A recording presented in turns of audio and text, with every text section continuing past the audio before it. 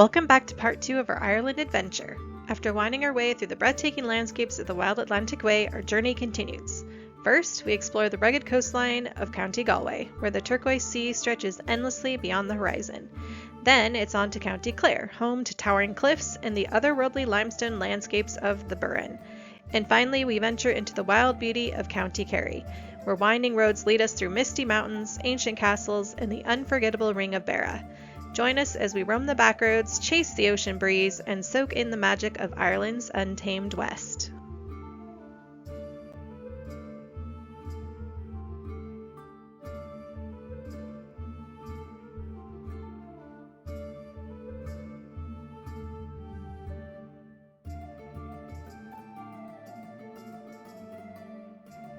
Our first morning in Galway started with an unexpected delight, a small coffee trailer by the roadside. As a bit of a coffee snob, I'd been craving a proper latte, and finally I had my first great cup of the trip.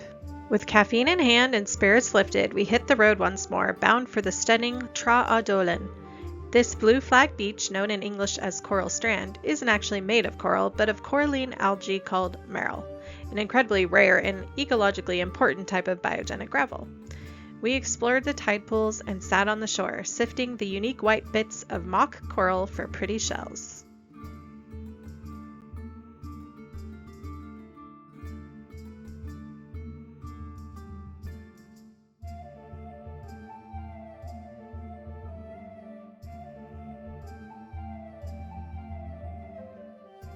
We left the beach behind and continued our journey, heading north then west. The drive was a dream, winding along a single-lane road through vast, remote moorland. With no one else in sight, it felt like we had this rugged landscape all to ourselves. Before long, the coastline reappeared and we found ourselves in the charming village of Roundstone, where we stopped for lunch at O'Dowd's Cafe. Over a warm meal with views out over the harbor, we struck up a conversation with a friendly couple seated next to us. Hearing that we were headed to Dog's Bay and having enjoyed a swim there himself just the day before, the gentleman encouraged us to try the waters on the east side of the spit in Gertine Bay instead. With that in mind, we finished our meal eager to see the beaches for ourselves, and if we were brave enough, take a dip in the cold Atlantic waters on this rare, sunny Irish day.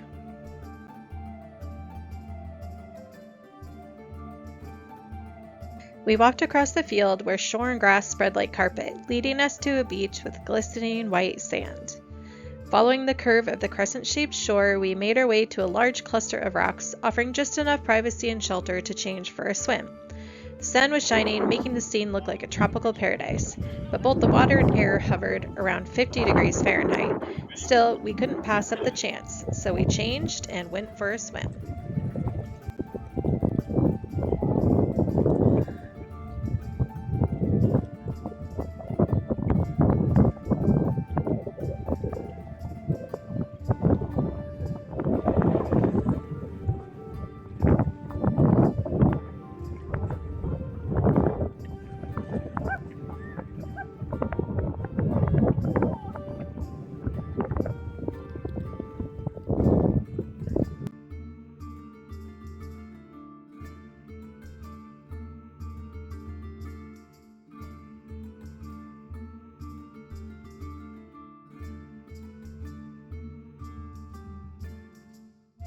Beyond the boulders, the beach was covered in beautiful seashells.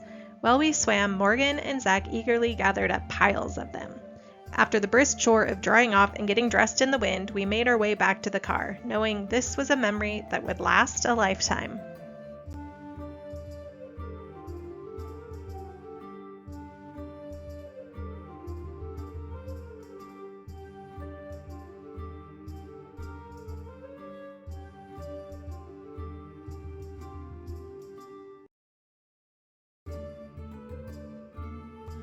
As we left the beach, we were once again in awe of the beautiful sunny weather. Next, a stop at Pine Island, one of those iconic scenes you might recognize from an Amazon screensaver.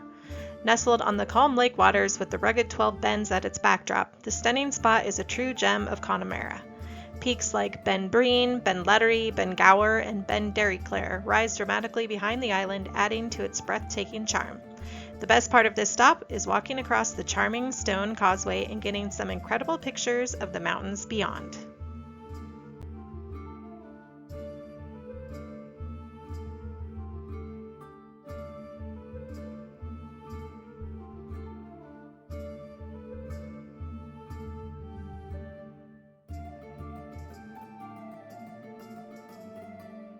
Just a bit down the road from this breathtaking view, we made a quick stop at the Quiet Man Bridge. If you've watched part 1 of our journey, you'll know we're big fans of the John Wayne movie and couldn't pass up the chance to see this iconic filming location. After that, it was time for dinner at Power's Thatch, where we enjoyed some delicious authentic Irish fare. As the sun began to set, we arrived back at Craig Castle and took some time to explore the property. Built in 1648 by the Curwans, one of the 12 tribes of Galway, Craig Castle's thick stone walls still stand strong today. As we walked the orchard, we could still see the remains of chemist Richard Curwan's laboratory, which has stood in this site since 1754. We made our way through a quiet cowfield to reach the cemetery. Little is known about its history, but with the castle dating back to the mid-15th century, the worn and weathered headstones hint at centuries past. The old church, now just a shell of its former self, stood with only its outer walls remaining, a silent witness to the passage of time.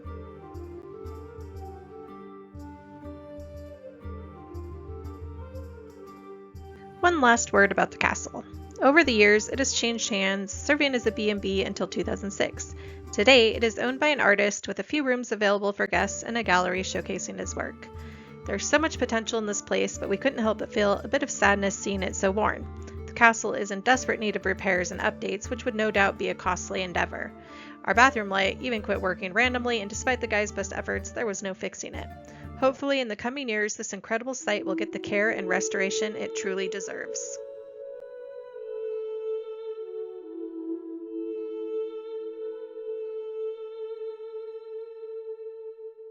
It's a new day, and after heading back for another great cup of coffee at Latte Da, we set off in classic Irish weather, plenty of rain and fog, on a drive to Kylemore Abbey and Gardens, where the misty, moody atmosphere made the scenery even more enchanting.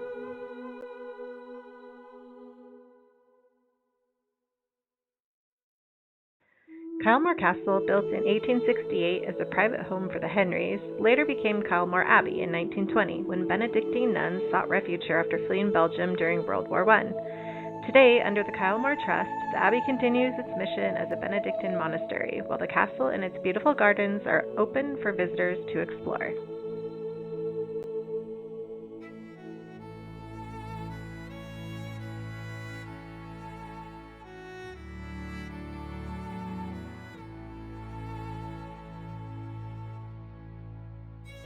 Just a 5-minute walk from the Abbey along the shores of the loch lies Kylemore's enchanting neo-Gothic church.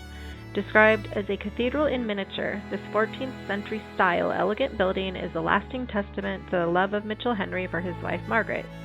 He built the cathedral in her honor after she died tragically at the age of 45.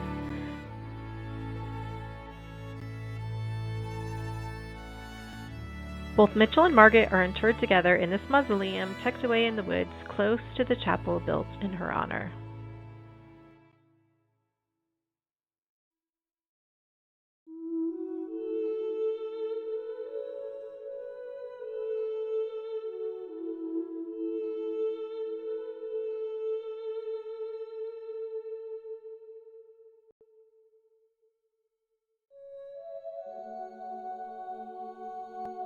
We strolled down a tree-lined lane, arriving at the Victorian Gardens, an oasis of ordered beauty amid the wild Connemara countryside. Developed alongside the castle in the late 1800s, the gardens once featured 21 heated glass houses and a team of 40 gardeners. It is one of the last surviving walled Victorian gardens in Ireland.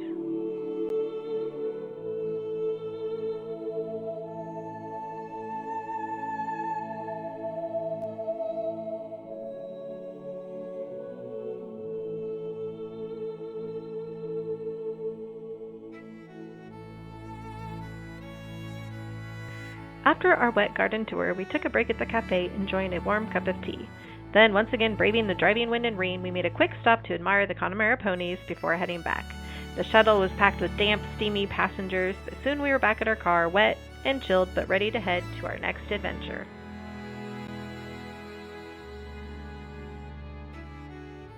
When we reached the parking area for Clifton Castle, the thought of walking half a mile through the downpour felt miserable.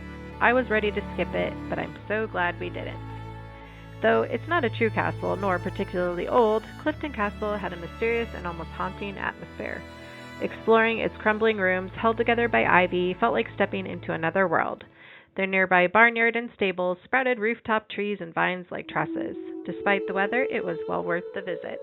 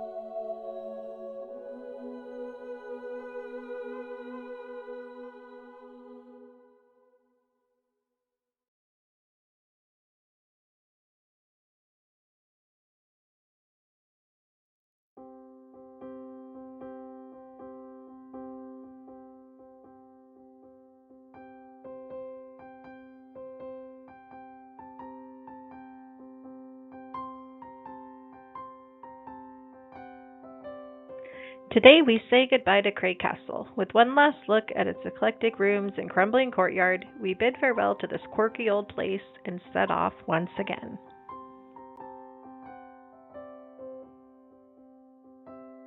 Headed south again on the Wild Atlantic Way, we make a very important stop, Linala Ice Cream Shop, for a breakfast of the best Irish ice cream. Why not, right?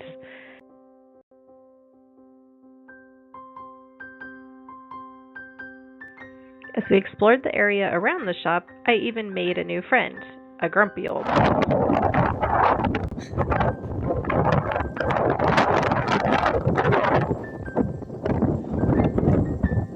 Is he coming? I'm taking a video of him pawing like he's about to charge me. Maybe that wasn't your best idea. Look at that sass, man. He was threatening me. Oh, I'm still videoing.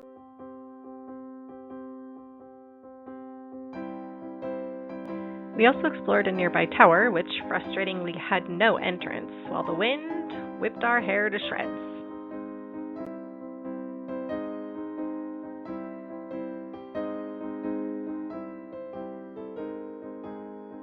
We found Corcomroe Abbey nestled in a green valley against the stark limestone of the Burren. The abbey is a stunning Cistercian ruin with a rich history. Founded around 1194, it once housed a small community of monks. Though smaller than other Cistercian churches, its intricate stonework and delicate carvings still impress today. Surrounding the abbey, remnants of its past remain, fragments of walls, a gatehouse now home to cows, and a small cemetery still in use with modern graves alongside ancient ones.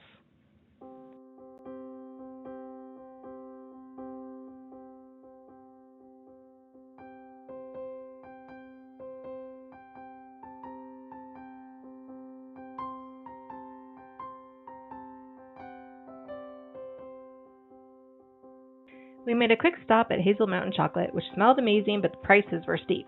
Then we continued our drive through the Burren. Sadly, thick fog rolled in, obscuring most of the landscape, and we arrived at our rental cottage in County Clare, having spotted just this roadside ruin. I've not seen a whole lot, you know. Now, I don't know, I hope I haven't do it all too much, but to keep it all in. But look at your place is mapped out anyway. Right. This is day one. Yeah. Okay. Perfect. So you're right in day one here. Yeah. But if you take your time doing that now, you'll enjoy it. The cliff scenery here is out of this world. And by the way, there's no one there on the other side. Like, it's a big area. The cliffs of Moher, they have it all cordoned off. Yeah, now. we heard about that. Yeah, because it's a lot.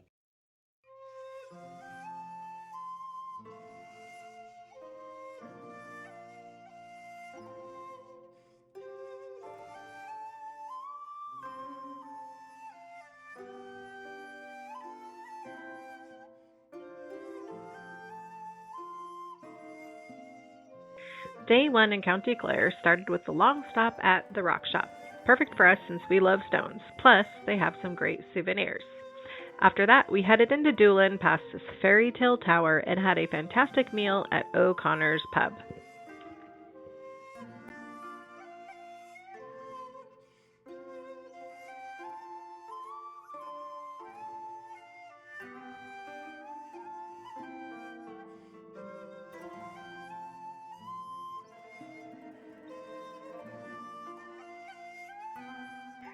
Next, we decided to take a tour of Doolin Cave. While waiting for our ticket time, we wandered along the nature trail surrounding the cave, enjoying the scenery. Once again, the weather was unbelievably warm and beautiful.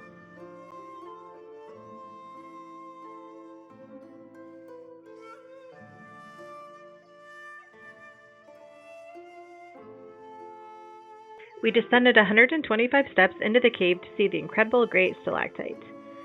Our animated guide shared the fascinating story of its discovery in 1952 when two explorers crawled 500 feet through a rocky stream tunnel only to be stunned by the massive cavern and the towering stalactite before them.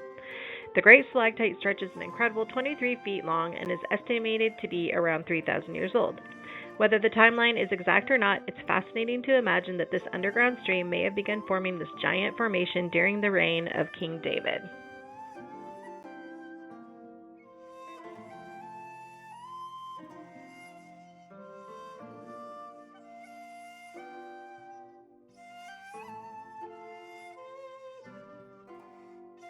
Finally, a chance to see the Burren in the sunshine. Heading north on the Wild Atlantic Way, we stopped at Blackhead Peninsula, the northernmost tip of County Clare. This scenic spot offers stunning views across Galway Bay from the Aran Islands to the hills of Connemara. The limestone pavement here is truly fascinating and unlike anything else. We spent some time just wandering, taking in the unique landscape and snapping plenty of pictures.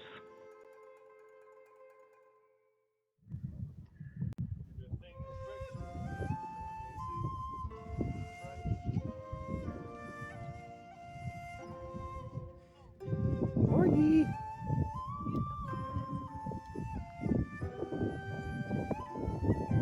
Mommy.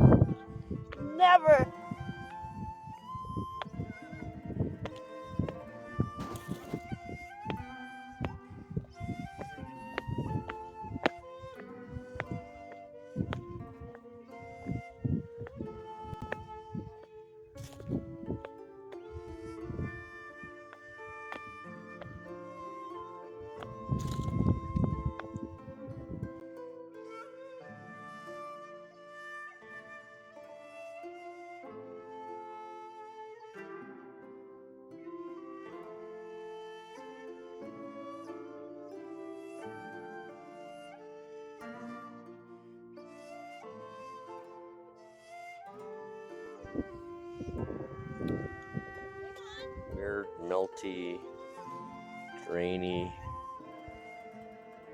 These rocks. Quite something, the dune.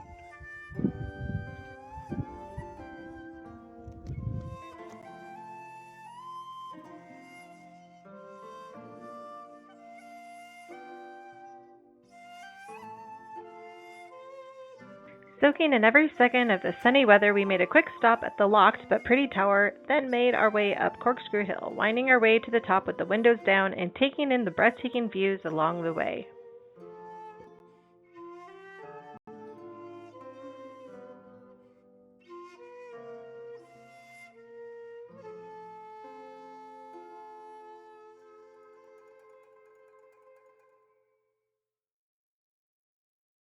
A spontaneous turn down a side road to investigate a stone tower led us to the unexpected discovery of a ruined 15th century church and cemetery.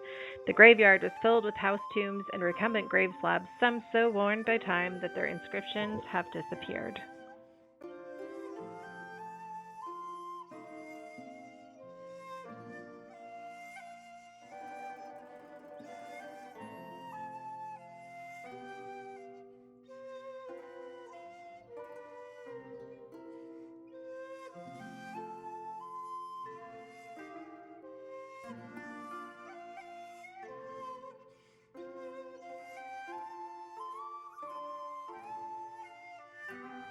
We were almost back at the cottage when we had to make an unexpected stop for local traffic.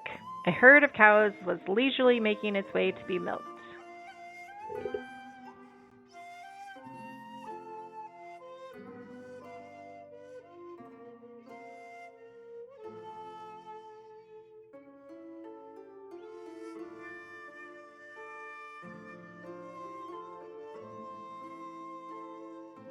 Finally, we were back at our home away from home and settled in, enjoying a charcuterie dinner filled with fun Irish bits and bobs.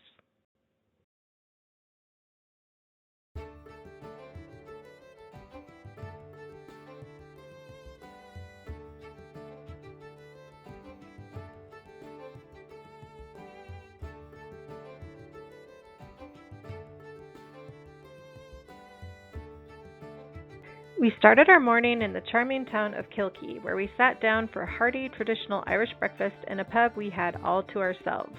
Then we grabbed some coffee to go at Holly's Cafe. Hoping to catch the tide just right, we headed to the Pollock Holes, beautiful crystal clear sea pools revealed when the tide goes out. These natural pools are teeming with marine life and offer a rare chance to experience the Atlantic Ocean in a calm, sheltered setting just meters from the crashing waves beyond the reef.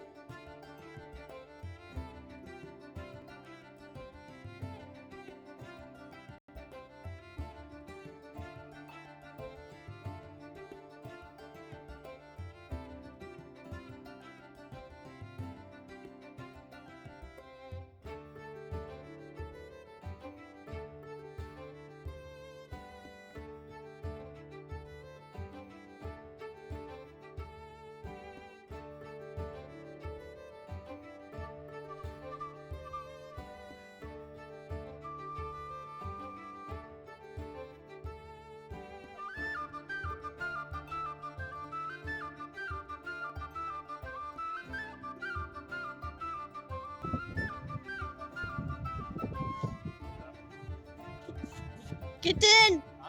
Get in!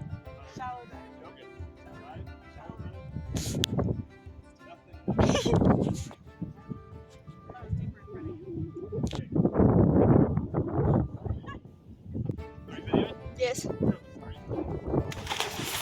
Oh! Ooh!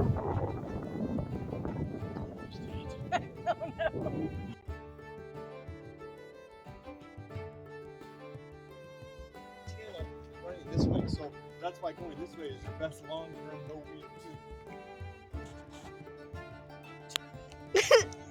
Do not video me! That was quite the entrance. How so? It was like, I was like afraid to move. I know. I was like, she's not moving.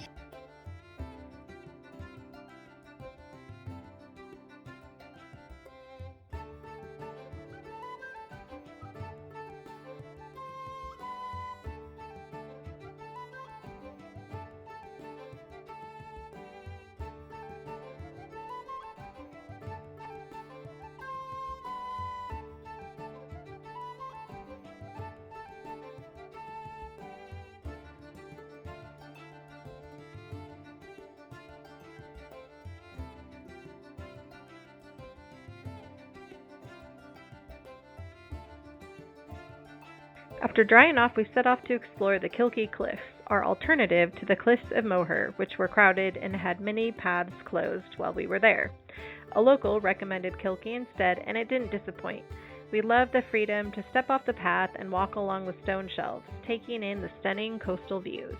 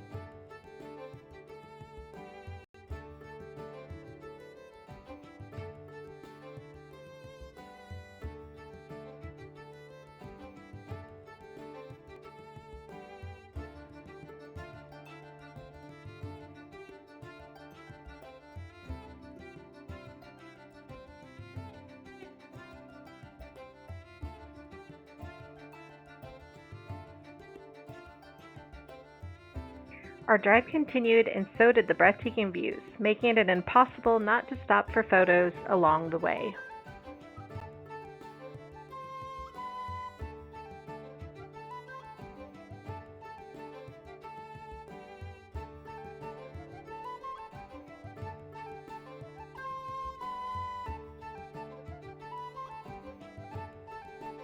Eventually we arrived at the Bridges of Ross, an incredible sight. These natural land bridges stretch over pristine pools, tempting us with their crystal clear waters just out of reach for a perfect swim.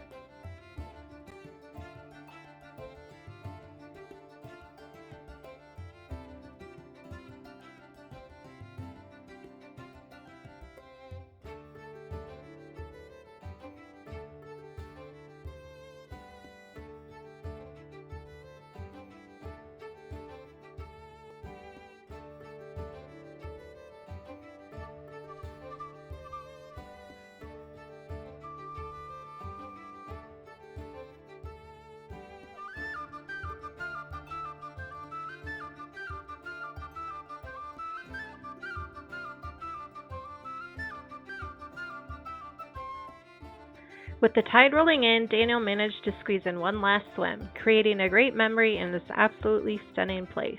The Bridges of Ross quickly became one of our favorite spots on the trip.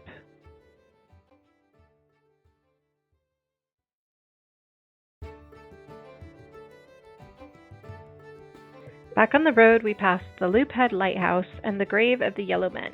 Feel free to pause here if you'd like to read more about this interesting place.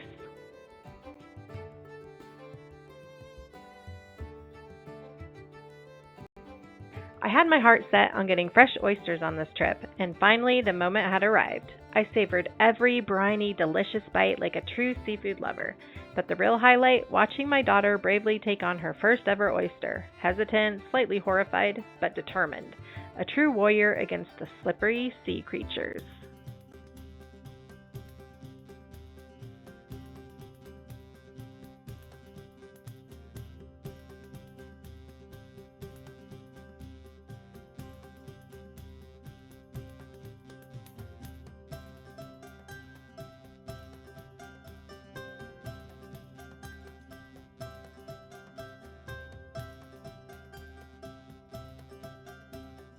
Bright and early the next morning, we were on the ferry, giving us a break from driving and a shortcut to County Kerry. The journey was smooth, and soon we were making our way over the breathtaking Connor Pass. Winding through misty peaks and rugged cliffs, the views were nothing short of spectacular.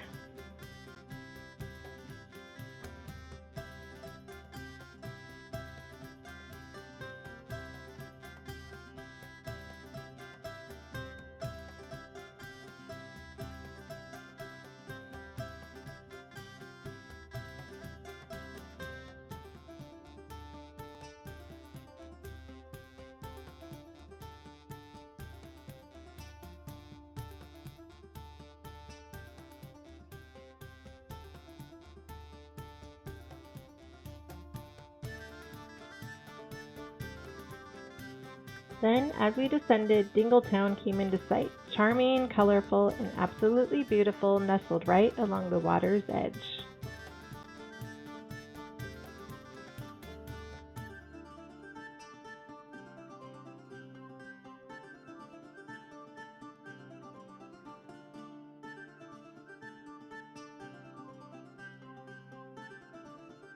As we drove along the Slayhead Drive on the Dingle Peninsula, we stopped at the intriguing beehive huts. These ancient dry stone structures resembling beehives date back centuries and were traditionally used as dwellings. Their precise age is debated, but they stand as a testament to early Irish architectural ingenuity.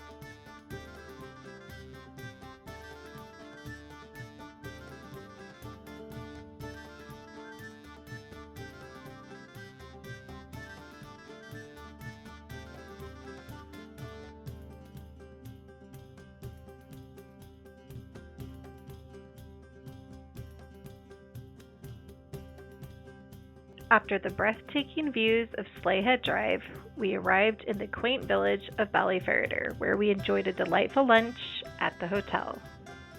Further along, we visited the Riask Monastic Settlement, an early Christian site that offers a fascinating glimpse into Ireland's monastic heritage. The site features the remains of a 6th century monastery. Yes, 6th century, including beautifully inscribed stone slabs and the foundations of various monastic buildings.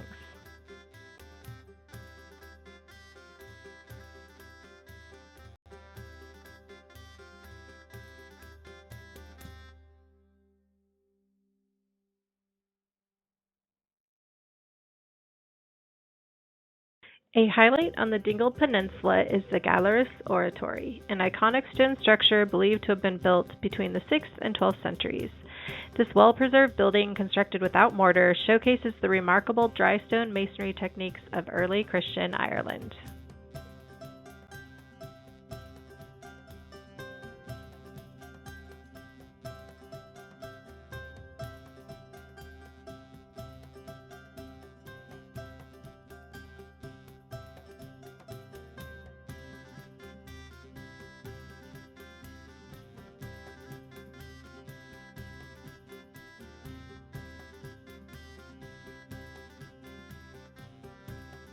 Our last stop in Dingle was the Church of Kilmacader. This 12th century Romanesque church is renowned for its intricate stone carvings and standing stones.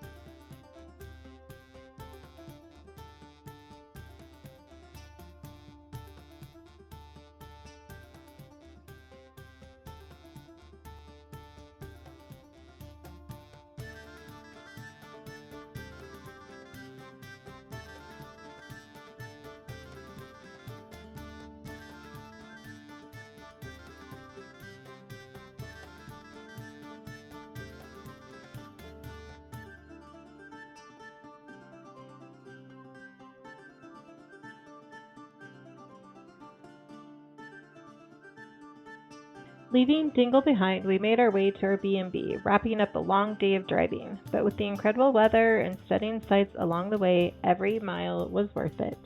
And that wraps up part 2 of our Ireland adventure. From breathtaking coastal drives to ancient ruins and unforgettable experiences, this journey has been nothing short of amazing. But we're not done yet. Stay tuned for part 3, where we continue exploring more of Ireland's beauty.